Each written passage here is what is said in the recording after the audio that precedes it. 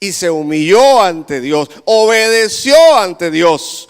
Y de hecho, el mismo David escribe en el Salmo 51, 17, los sacrificios de Dios son el espíritu quebrantado, al corazón contrito y humillado, no desprecia tú, oh Dios.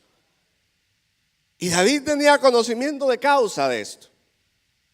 David supo humillarse en cada circunstancia donde David perdió el enfoque.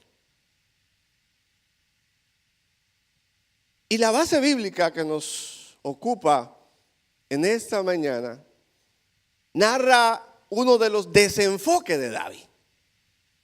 Usted conoce la historia. David se desenfocó. Y si vemos el contexto de donde estamos, del capítulo 21 del primer libro de Crónicas, si vamos allá a los capítulos 18 al 20, vamos a ver del primer libro de Crónicas, donde estamos, cómo se describe las hazañas militares de David. Cómo David conquistó toda la tierra enemiga que estaba a su alrededor. Cómo Dios le dio grandes victorias. Cómo David se enriqueció en oro, plata, bronce, todo tipo de madera preciosa. En David se cumplió lo que Dios le había dicho. Dios lo quería como el rey, Dios lo estableció como el rey y lo bendijo y bendijo en gran manera la nación, su pueblo. Por ejemplo, dice del rey de Soba, dice que David tomó 1,000 carros, 7,000 caballos, 20,000 hombres de a pie y lició todos los caballos de los carros. Dice de Siria de Damasco que estos pagaban tributo a David. Pero en fin, en el capítulo 18, versículo 6 dice, el Señor le daba la victoria a David donde quiera que iba. Cuando Saúl lo establece como comandante, como el general en jefe del ejército, dice que Dios le daba éxito, porque el Señor estaba con él. Y aquí otra vez ya ejecutando su reinado, dice que el Señor le daba la victoria a David donde quiera que iba. Si David conquistó todas las tierras enemigas. Y por eso el sucesor de David tiene un reinado de paz. Claro, el Señor lo estableció que le iba a dar un reinado de paz, pero esta fue la forma, esta fue la vía donde el Señor empezó a establecer el reinado de paz que tuvo Salomón, y próspero también. Entonces, en el capítulo 21 del primer libro de Crónicas, ahí entran dos señores o un elemento más en el relato donde estamos. El capítulo 21:1 dice, el primer libro de Crónicas, pero Satanás se levantó contra Israel e incitó a David que hiciera censo de Israel. Aquí está Satanás involucrado en el relato. Los capítulos anteriores vemos el esplendor, las grandes conquistas de David.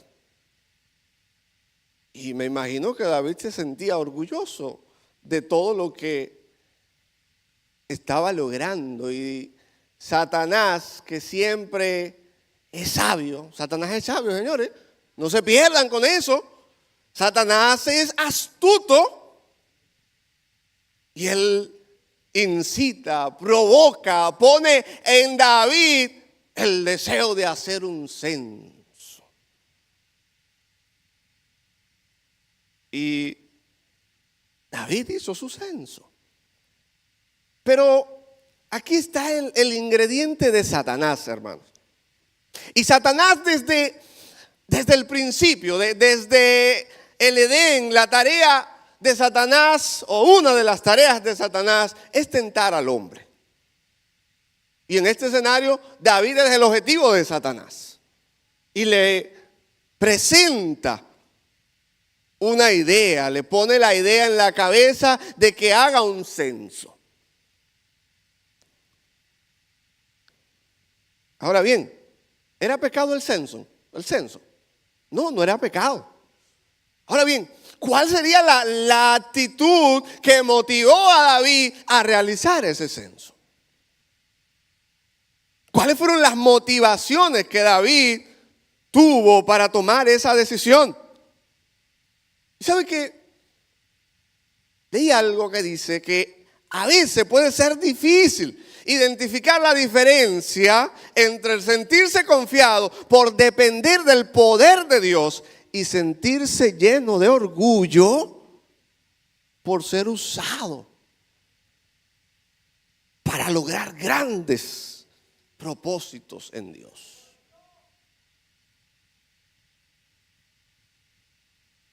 Y parece que esta fue la situación en la que David cayó en el gancho. Porque Satanás te da la oferta. Satanás te presenta la situación. Satanás te pone la idea.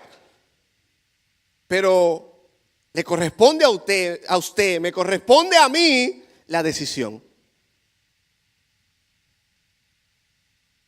De si le compro la idea a Satanás o si se la rechazo. Tristemente, David le compró la idea a Satanás y mandó a hacer su censo. Y quizás David se sentía orgulloso de las grandes cosas, de las grandes victorias que Dios le había dado. Y posiblemente David perdió el enfoque de lo que dice el versículo 6 del capítulo 18. Del primer libro de Crónicas, que el Señor era quien le daba la victoria a David.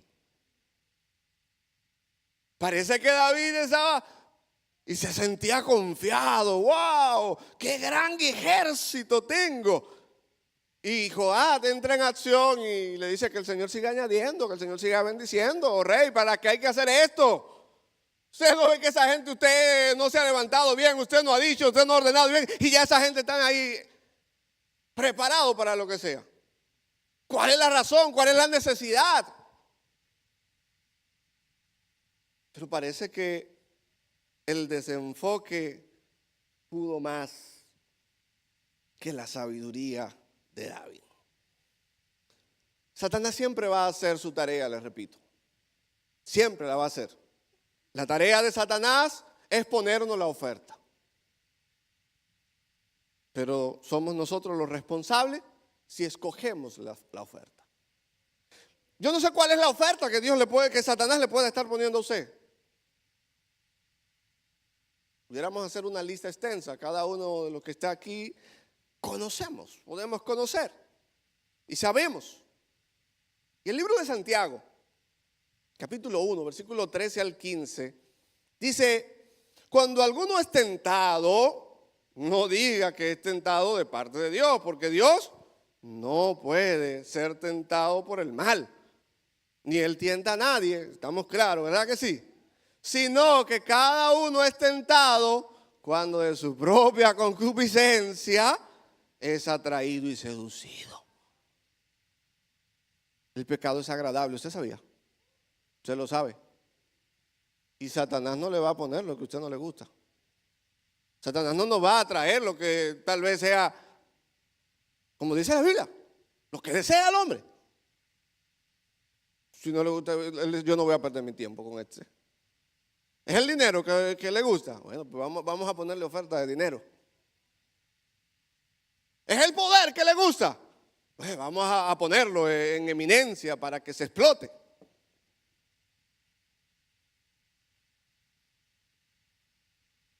Entonces, dice, la concupiscencia, después que ha concebido, da a luz el pecado.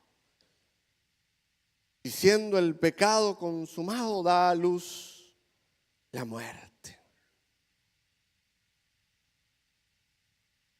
Y en la historia donde estamos,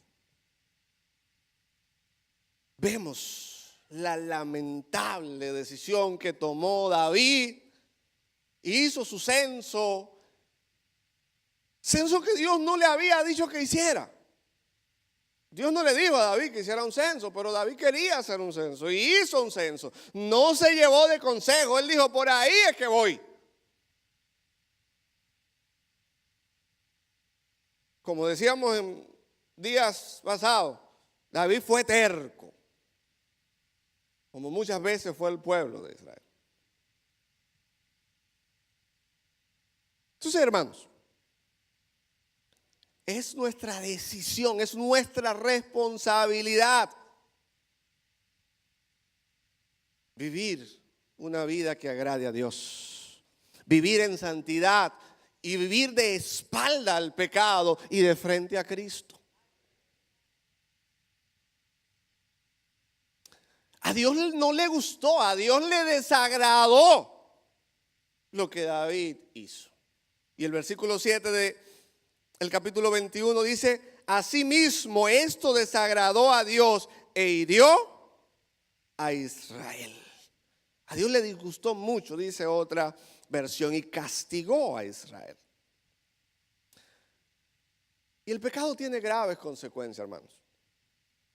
Los resultados del pecado son dañinos. Desde Edén estamos sufriendo causas, consecuencias. Terrible.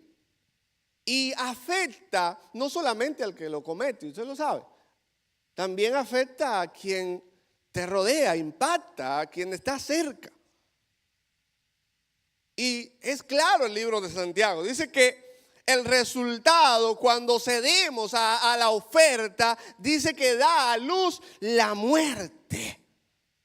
Y eso implica destrucción, perdición, miseria, exclusión de la presencia de Dios y de la bendición de Dios. El pecado daña. Es caótico, es terrible, hermanos, lo que produce el pecado. De verdad. Y cuando se le presente alguna oferta que usted entiende que es agradable, que es bonita, que sí, se ve bien, pero si no agrada a Dios, aléjese de ahí, corra. Porque los resultados son desastrosos, hermano. Son desastrosos. Corra, aléjese de la tentación. De cualquier oferta que le invite a pecar. Corra de ahí. La decisión de David, tristemente, tuvo consecuencias en gente inocente. Dice el relato que murieron 70,000. Nada tenían que ver con la decisión de David.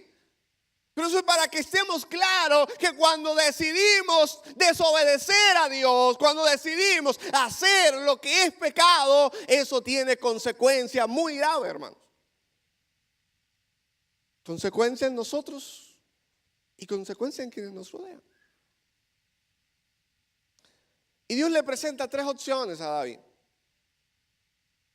Y ahí están en los versículos 10 al 13. David reconoció que había pecado gravemente contra Dios. Y de las 3 opciones que Dios le presentó para escoger, dice que él prefirió caer en las manos de Jehová. El versículo 13 dice, entonces David dijo a Gad, estoy en gran angustia, ruego que yo caiga en las manos de Jehová, porque su misericordia son muchas en extremo, pero que no caiga en las manos del hombre. Gloria al Señor. Solo murieron 70,000. Nada más 70,000. Pero pudo ser peor. Usted lo sabe, la historia la conocemos, ¿verdad que sí? Pero la misericordia del Señor dijo, ya está bien, mandó al ángel, estate tranquilo, ¿no? Ya está bueno. David fue sabio, porque Dios perdona. Pero el ser humano a veces es solo juez. Y por eso David dijo que caiga yo en la mano de Jehová y no en la mano del hombre. Ahora bien, el castigo va. Pero Dios es grande en misericordia. Dale un aplauso al Señor.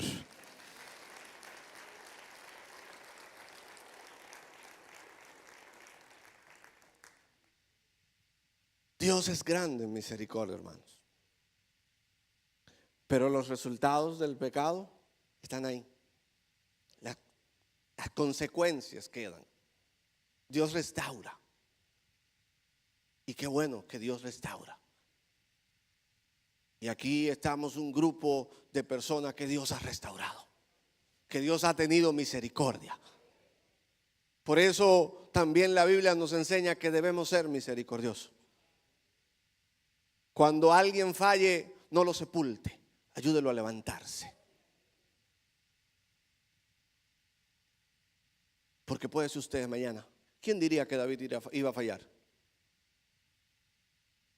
El gran David, el adorador. Pero se desenfocó. Y mientras preparaba esto y conversaba un poco con la pastora, porque ese es mi filtro, ella me recordaba lo que predicaba Hani el domingo, sobre el gozo del Señor, sobre tener el gozo del Señor. Y sabe que cuando nos desenfocamos de vivir en la presencia del Señor y ponemos nuestro enfoque en otras cosas y buscamos el gozo en otras cosas, ¿sabe que el gozo del Señor se apaga? Se nos olvida que el verdadero gozo está en la presencia del Señor, el deleitarnos en la presencia de Dios. Y ese gran adorador, David, que se deleitaba en la presencia del Señor, parece que se puso a deleitarse en lo que sus ojos estaban viendo. Y wow, qué gran ejército tengo. No nos desenfoquemos, hermanos, de estar en la presencia del Señor, de deleitarnos en la presencia del Señor. Los éxitos son buenos, pero que eso no sea tu deleite. El lograr tus metas, eso es bueno. Y qué bien se siente haber logrado el ascenso en el trabajo, terminar la carrera, la maestría, el doctorado. Eso es excelente, eso es bueno. Pero diga como Pablo, estímelo como basura eso. Lo que realmente importe en nuestra vida sea deleitarnos día y noche en la presencia de Dios. Porque cuando nos deleitamos en la presencia de Dios y el gozo nuestro viene de la presencia de Dios, ninguna oferta del diablo viene a nosotros, ni la tomamos. Aunque venga, la desechamos porque estamos completos en Dios. No quiera que lo llene otra cosa. Amén. No se deleite en otras cosas, hermano, por más bueno que sea. No es que no avancemos, sí, avance, prospere, eso es bueno, pero que ese no sea su deleite, aleluya. Que su deleite sea día y noche estar en la presencia de Dios. Que nuestro deleite sea pasar mucho tiempo en la presencia de Dios.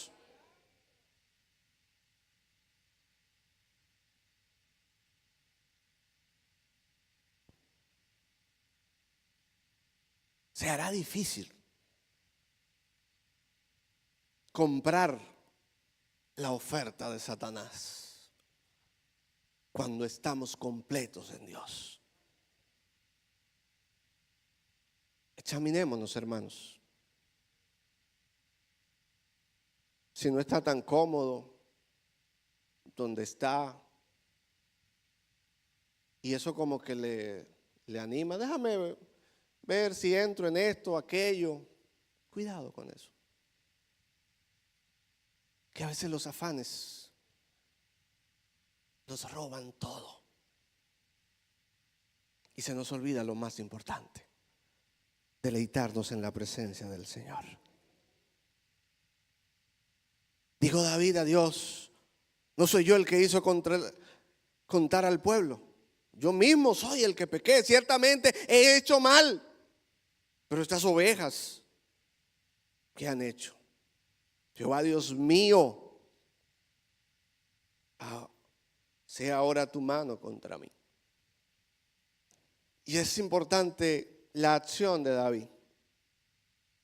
David sabía reconocer sus faltas. Y eso nos enseña que realmente un corazón arrepentido alcanza la misericordia de Dios. Lo que tenemos es que acercarnos a Dios.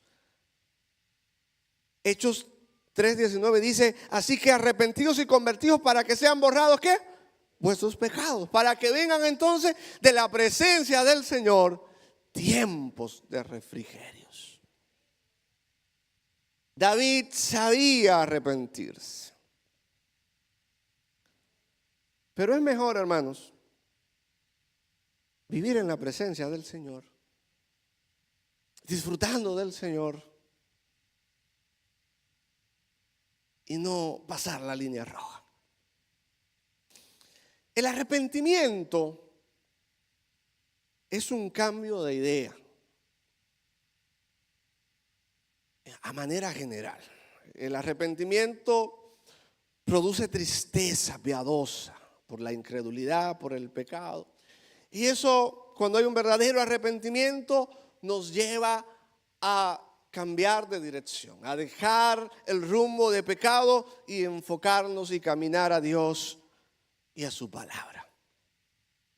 Y dice el proverbista en el capítulo 28, versículo 13, que el que encubre su pecado no prosperará, mas el que lo confiesa y se aparta alcanzará misericordia.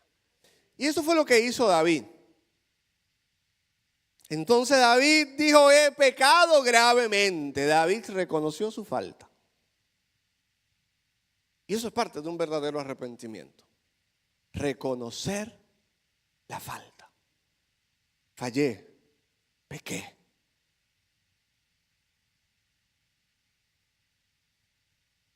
He hecho muy locamente, dijo David. David reconoció su pecado. Se sintió en gran angustia por lo cometido y suplicó a Dios que le quitara la iniquidad.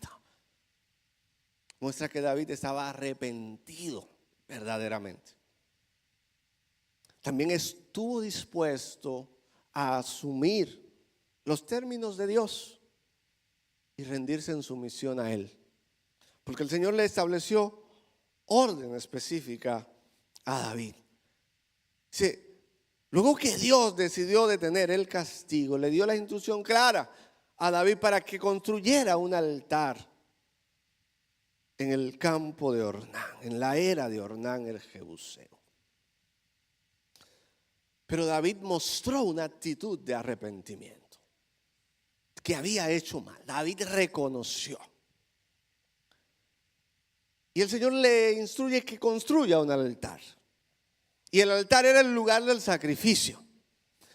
En el sistema sacrificial era el modo de adoración en el Antiguo Testamento. El sacrificio era usado para solemnizar el pacto, los acuerdos. También simbolizaba una relación positiva entre dos partes. Entonces, de alguna manera el Señor le está estableciendo aquí las pautas a David luego de su pecado para ponerse a cuenta con Dios. Porque el pecado separa al hombre de Dios. Provoca la ira de Dios. Y eso fue lo que ocurrió con David. Su pecado provocó a enojo a Dios, provocó a ira. Entonces, Dios aquí estaba estableciéndole las pautas a David. Dice que David fue como el ángel, como el profeta, el vidente de David, Gad, le ordenó que él fuera y presentara un altar, que estableciera un altar. Y eso David hizo. Y me gusta mucho, porque David es el centro, pero detengámonos un poquito en Ornán. Ornán es un adorador también, que pudiéramos decir que cualquiera, porque estaba asustado. Los 4 hijos lo dejaron, cuando vieron el ángel allá de Jehová se mandaron, se escondieron. Pero cuando Ornán ve al rey, ¿qué le dice? Yo daré los bueyes. Dice, toma para ti Y haga mi señor el rey lo que bien parezca. Yo daré los bueyes para el holocausto, el trillo para la leña, el trigo para la ofrenda. Lo doy todo. Una disposición de entrega. Y de alguna manera hay un nivel de compromiso, de responsabilidad en Ornán también, porque Ornán parece que estaba consciente de lo que estaba viviendo el pueblo. Y él dice, eso es lo que tú necesitas, rey, agárrelo todo. Y aquí eso nos llama también a una reflexión. A veces estamos muy individualistas, muy centrados en nosotros mismos. Eso no es problema mío. Y creemos que no, yo estoy bien, si yo estoy bien, yo estoy bien. Pero somos una familia, somos un cuerpo, hermano. Y cuando alguien sufre, el cuerpo sufre. Y debe sufrir. Debemos estar dispuestos a colaborar, a ayudar para resolver cualquier situación que se presente. No hacernos de allá a la vista gorda. No, eso no es conmigo, eso fue él que se puso a inventar, eso es problema de él. Yo no mandé al rey a censar, mira, ve, averígüesela usted. No, esa no fue la actitud de Ornán. ¿Qué es lo que hay que hacer, rey? Venga, esto es lo que usted necesita, resuelva. Gloria a Dios. Entonces, David, hermano, volvamos a David.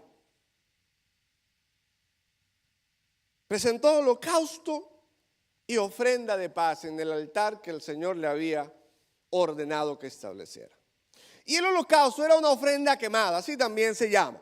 El objetivo de esta ofrenda era pagar por el pecado y mostraba la devoción de una persona a Dios. ¿Qué había cometido David? Pecado. Estaba en la ley, David tenía que presentar holocausto, tenía que presentar ofrenda quemada por el pecado que había cometido. Ofrenda de paz. La ofrenda de paz expresaba la gratitud a Dios y simbolizaba la comunión con Dios. El Señor estaba estableciendo las pautas para restablecer la relación con David y con el pueblo. Hoy, hermanos, ya no es necesario presentar holocausto, presentar un becerro, una paloma, como bien decía Amin ahorita al inicio del culto. Ya no estamos bajo el sistema levítico, bajo el sistema sacrificial de adoración. Hoy la adoración que tenemos que presentar somos nosotros mismos.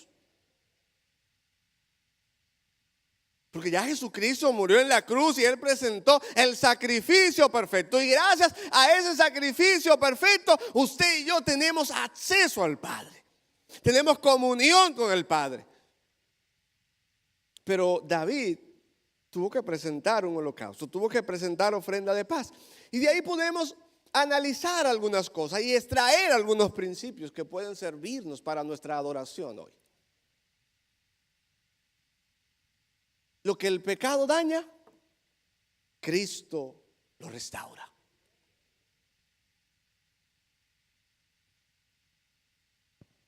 La vía donde tenemos que ir es a Cristo hoy. Cristo restaura. Y somos la iglesia de Cristo, por tanto estamos llamados a restaurar al que ha pecado, al que ha fallado. Habían unos requerimientos para el holocausto.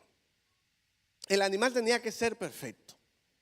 O paloma, lo que estaba establecido para el holocausto. Tenía que ser perfecto, sin defecto. Y esto nos enseña que Dios es un Dios santo y requiere de nosotros una reverencia. Requiere de nosotros también una adoración de lo mejor. Una adoración de lo mejor. A veces le damos a Dios de lo que nos sobra. A veces obramos, servimos a media. Pero podemos tomar de allá, de Levítico, del Antiguo Testamento, el Señor estableció que cuando fueran a llevar, a presentar el becerro para el holocausto, tenía que ser perfecto. La adoración que damos a Dios debemos darla con excelencia, hermanos. Debemos presentar lo mejor a Dios.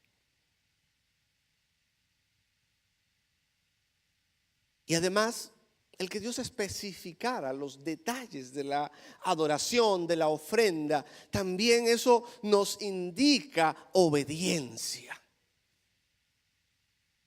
Le dio específicamente lo que tenía que hacer. Entonces, nuestra adoración a Dios, la mejor adoración que nosotros podemos traer al Señor, es sumisión, es obediencia a lo que Él quiere para nosotros. Dios requiere de nosotros, hermanos, que entreguemos lo mejor de su tiempo, de lo que Dios nos provee, hermanos. Entreguemos lo mejor, porque Dios nos ha dado demasiado, hermanos. ¿Cómo está la calidad de nuestra adoración? Y no es la adoración cuando estamos aquí cantando, alabando con cánticos, con himnos. Eso es parte y eso es hermoso. Pero la adoración va más allá. La adoración ve la actitud que hay en nuestro corazón. Dice que el animal servía como sustituto del pecado. Y aquí sabemos que Cristo tomó el lugar nuestro. Lo que merecíamos nosotros, Dios eso lo tomó. La muerte que nos correspondía a nosotros, Cristo en la cruz del Calvario la asumió, hermanos. Cristo hizo por nosotros lo que nosotros teníamos que hacer. Entonces, pero me llama la atención esto y pensaba y decía, wow, ¿qué es lo que yo merezco? Porque ¿sabe qué? A veces nosotros creemos que merecemos algo y no merecemos nada. Usted lo sabe, ¿verdad que sí? Lo que merecíamos era la muerte, era el castigo eterno. Eso era lo que usted y yo merecíamos. Pero Cristo tomó el lugar nuestro, murió por nosotros y nos ha dado vida. Entonces yo no entiendo por qué a veces nosotros nos ponemos entonces exigentes. Y ayer teníamos al pastor Salazar aquí y él es muy especial en su disertación. Yo lo disfruto porque él a veces dice algunas cosas que uno como que no se atreve a decir. Y hablábamos de eso, de esas cosas que pudiéramos fingir o creer que necesitamos en la adoración al Señor. No, hermano, usted no merece nada, yo no merezco nada. Y él decía que hoy hay que rogarle y ponía el ejemplo de Apolo, ¿era verdad que sí? Él ponía el ejemplo de Apolo, que Pablo le rogó para que fuera a la misión y él dijo, no, ahora no, voy después. No quiero ir ahora. Y a mí ahorita dijo una cosa fuerte, pero yo me inscribo en eso, a mí. Yo no quiero ir para la escuela bíblica hoy. Cuidado, hermano. Venga. Y creemos que hay que rogarnos para venir a la iglesia. No, no deben rogarnos para venir a la iglesia a adorar al Señor. No deben rogarnos para salir a evangelizar. Eso es un privilegio que usted y yo tenemos.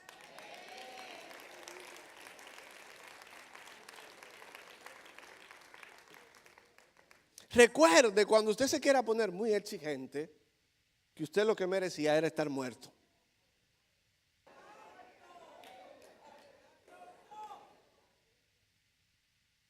Que el aire se dañó. Aquí, gracias a Dios, tenemos un administrador excelente y esto siempre está en orden. Gloria a Dios que podemos adorar cómodamente. Pero si en algún momento algo no está bien, adore al Señor. Trate de colaborar para que las cosas salgan bien. Porque aquí lo que venimos es a adorar a Dios, a tributar alabanzas a Dios, no a quejarnos.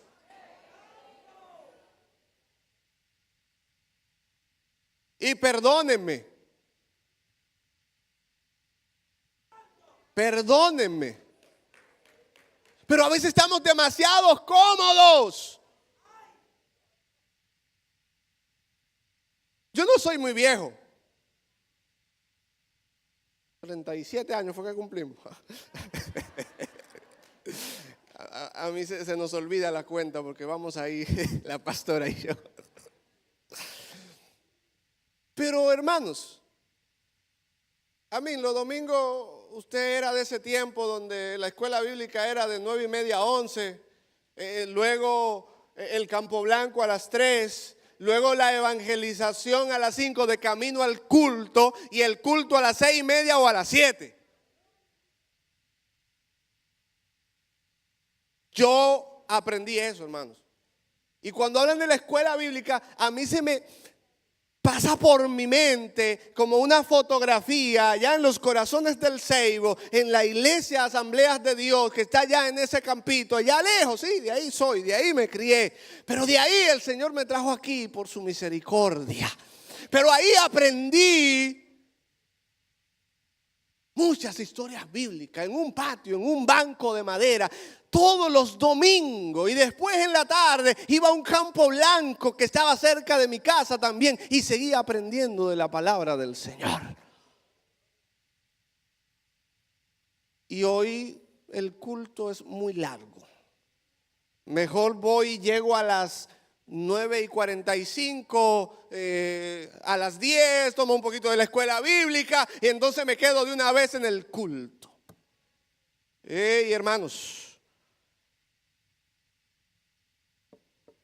Hermanos, recuerden que los resultados del pecado son desastrosos. Y cuando realmente no estamos comprometidos con Dios, y parte del compromiso con Dios es congregarse, estar en lo que la iglesia hace. Eso es parte de la adoración. Eso es parte de la gratitud de un corazón arrepentido. Porque usted dice, yo lo que merecía era estar muerto. Yo no merecía esta familia que Dios me ha dado. Yo no merecía los hijos que Dios me ha dado. Entonces, medite.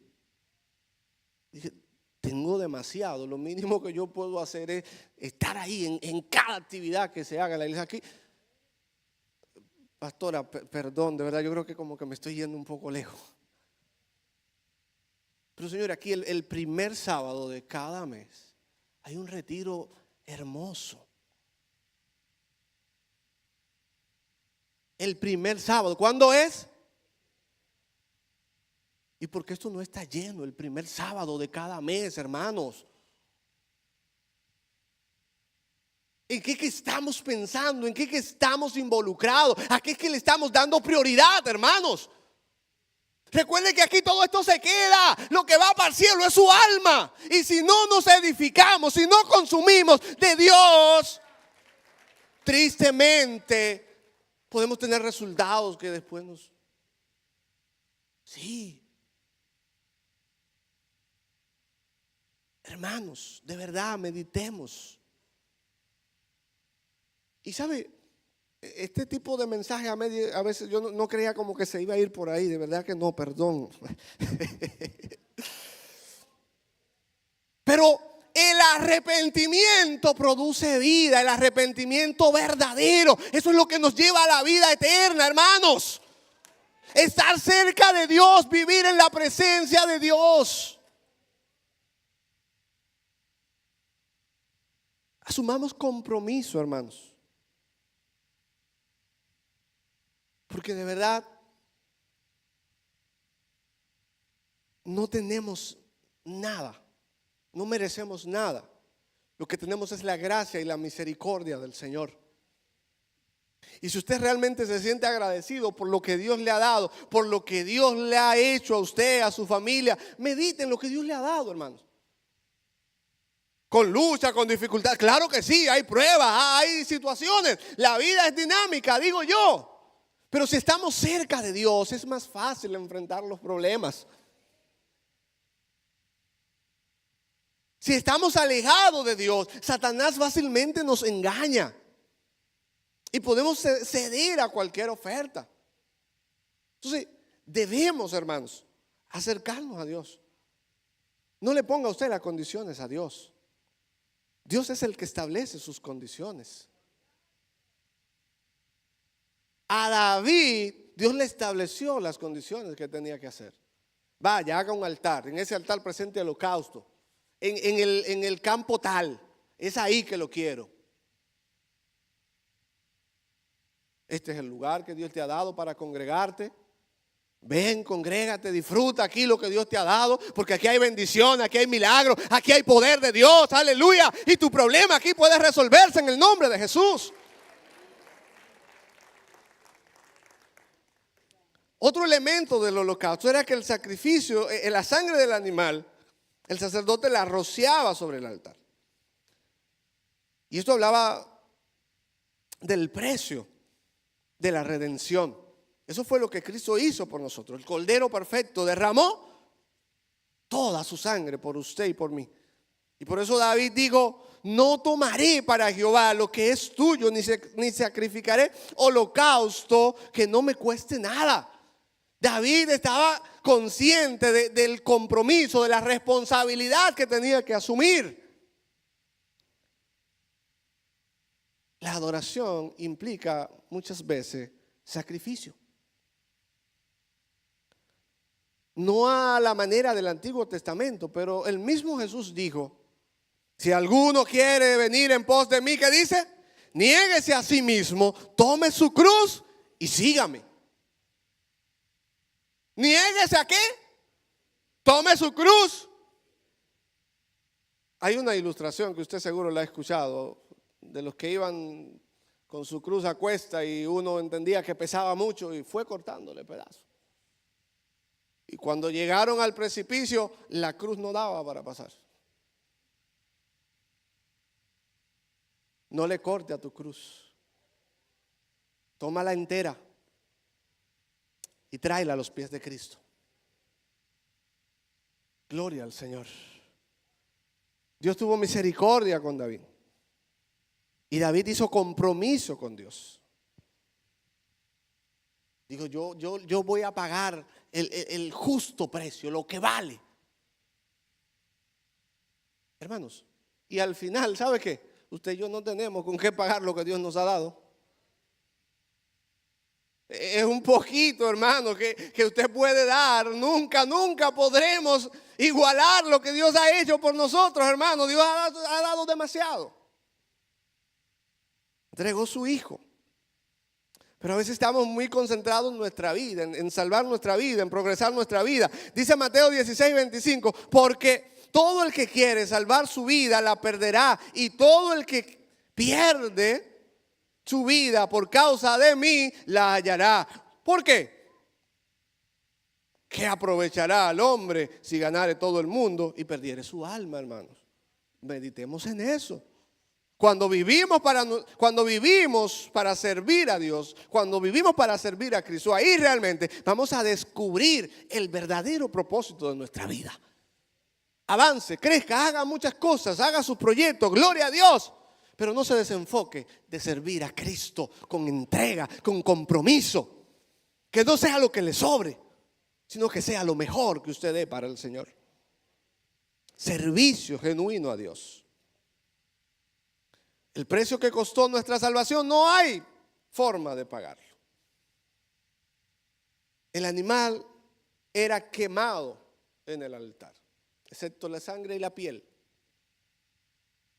Y esto simbolizaba la devoción hacia Dios. En el proceso de ofrenda se involucraba todos los sentidos de la adoración. Y esto procuraba de alguna manera dar respuesta total a Dios, hermanos.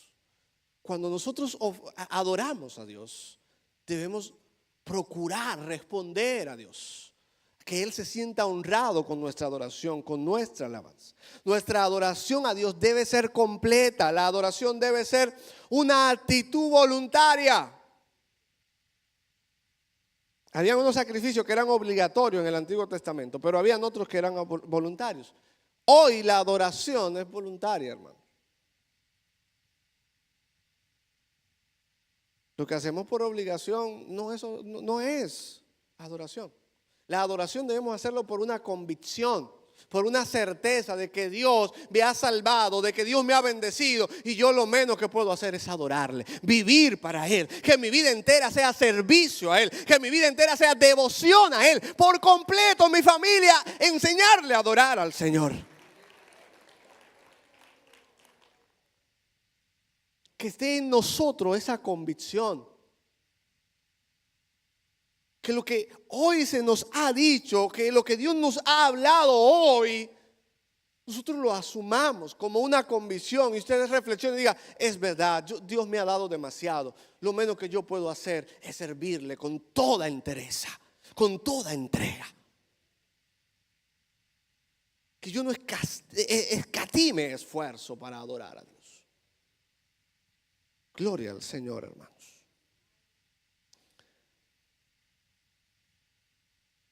Dijo Samuel en su primer libro, se complace Jehová tanto en los holocaustos y víctimas como en que se obedezca a la palabra de Jehová. Ciertamente es mejor obedecer que los sacrificios y prestar atención que la grosura de los carneros. Para Dios es más importante nuestra actitud. Y claro, David presentó lo externo, presentó el sacrificio, pero la adoración genuina sale de dentro, de un corazón verdaderamente humillado al Señor. Y por eso el mismo David dijo, un corazón contrito y humillado no desprecia tú, oh Dios. Entonces, ciertamente el obedecer siempre será mejor que los sacrificios, siempre será mejor que lo externo. Pero si no está en nosotros la convicción interior, ¿sabe qué? No vamos a hacer lo externo tampoco. Si usted no está convencido de que tiene que venir a la iglesia a adorar al Señor, sí o sí, le va a dar, ok, si voy, bien, si no, está bien. Porque no hay una convicción en el corazón. Eso tiene que estar dentro, hermano. David tuvo que reconocer su pecado, hermanos. Arrepentirse, pagar el precio establecido, ofrecer el holocausto, la ofrenda de paz. Para ofrecer a Dios ofrenda y adoración que a Él le agrade, hay que tener un corazón arrepentido, que pueda humillarse, que pueda reconocer su pecado y estar dispuesto a sacrificar, a obedecer, a darle lo mejor a Dios. Y entonces Dios responderá. Porque Dios le respondió a David. A ti también te responde. A mí también me responde. Hoy es tu oración la que Dios responde. Hoy es mi oración lo que Dios responde. No es un holocausto que tenemos que entregar, pero sí una vida de consagración, sí una vida de búsqueda, sí una vida de oración, de intimidad con Dios, hermanos. Dios responde. Gloria al Señor. La acción de Dios aquí, en el relato donde estamos, y ya estoy terminando. Pero la pastora Loida me motivó. Y ella decía que mensaje de media hora, eso es carabelita.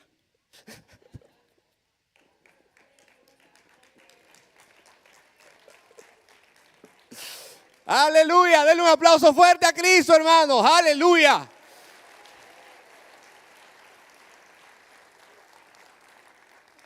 Gloria a Dios. Lo digo con mucho temor, hermanos, lo que digo desde este altar, con mucho respeto. Gloria al Señor. La acción de Dios. El relato nos muestra a un Dios que aborrece y castiga el pecado. Que quede claro eso. No podemos vivir una vida liviana.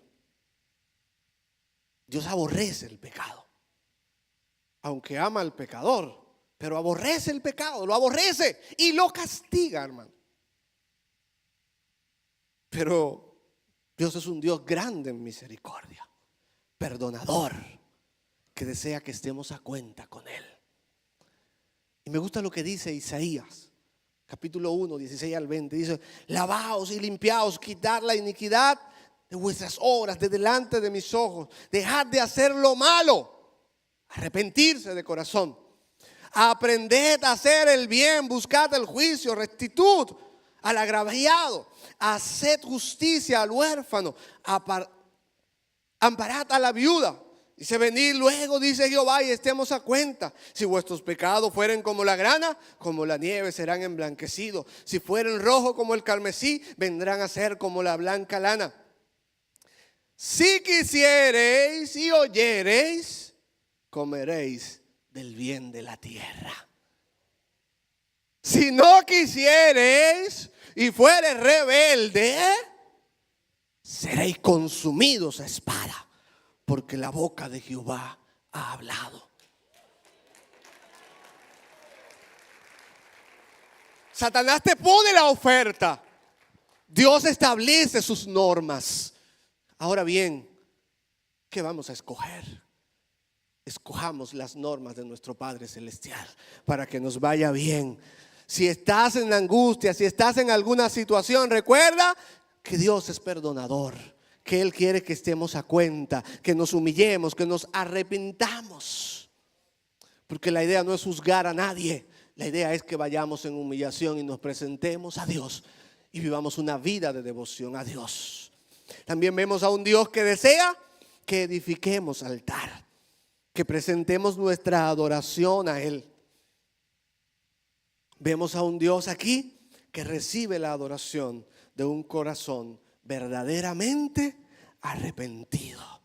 Y dice el Salmo 51, 16, 17: porque no quieres sacrificio, que yo lo daría. No quieres holocausto. Los sacrificios de Dios son el espíritu quebrantado, el corazón contrito y humillado no desprecia tú, oh Dios. La adoración a Dios es obediencia. Gloria al Señor. Es vivir en consagración para Dios. Es vivir apartado del pecado y consagrado para Él, para tributar adoración, para servir en su obra, para estar listo para cuanto se nos demande, decir: aquí estoy, Señor, a tu servicio, porque he decidido vivir para ti, he decidido honrarte a ti con todo lo que soy. Puesto sobre sus pies y démosle gracias al Señor en esta mañana. Aleluya. Pídale que